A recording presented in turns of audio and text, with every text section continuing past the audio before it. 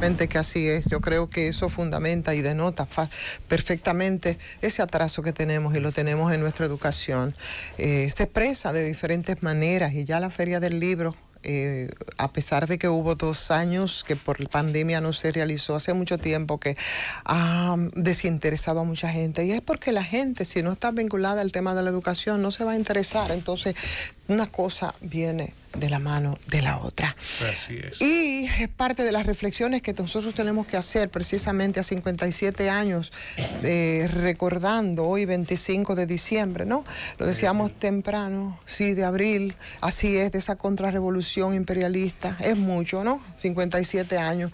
Esas garras que impidieron esa hermosa revolución democrática popular, clavadas en el alma nacional, y que generó una sociedad profundamente enferma y que urge necesidad de cambio. Cuando vemos ese tipo de reflexiones sabemos que sí, que a 57 años de tiempo hay muchos cambios. No fue accidental pedir, por ejemplo, el poder de los comandos que desplazaron los gobiernos del profesor Juan Bosch, Camaño, que anularon la Constitución de 1963, que las imposiciones que se hizo en 1966 frente a Estados Unidos que es el imperio más poderoso, pero también más terrorista de la historia. Y podemos hacer un repaso de todo esto que aplastó con esos fines la autodeterminación de República Dominicana. Ahora bien, la nación, sus seres humanos, su patrimonio, nuestra cultura,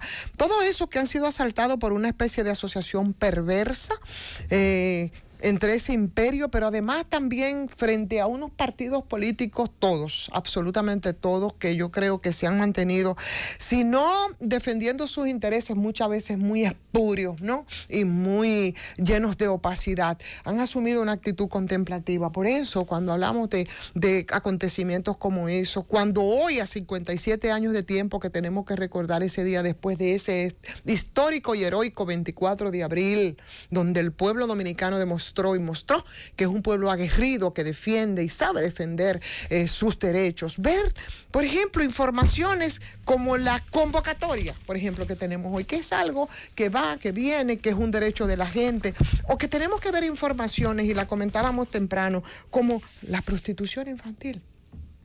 La prostitución infantil con unos visos casi de legitimidad, porque la tenemos ahí en nuestras narices, y como decíamos, porque hoy aparece en los diarios precisamente a partir de que una persona que se le supone celebrity, ¿verdad? Porque aquí cualquier cosa es eso, o personalidad, se ve involucrada en casos como esto, y tú encuentras que las autoridades dicen, bueno, se investigan otros casos, señor, pero que no hay que hacer un gran esfuerzo. Investigaciones periodísticas leves, ligeras, no tan profundas, han determinado cómo operan aquí, por ejemplo, las bandas de la prostitución infantil, y así como eso, todas esas deudas que nosotros tenemos, que nos dicen, ¿valió la pena los acontecimientos de abril de 1965?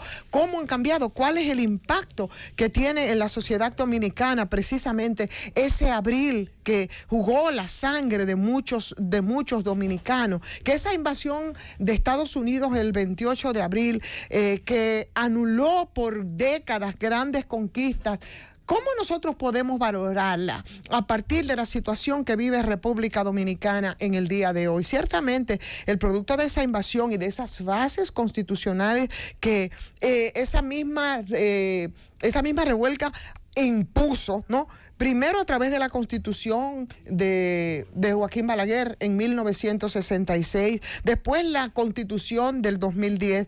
¿Qué ha pasado?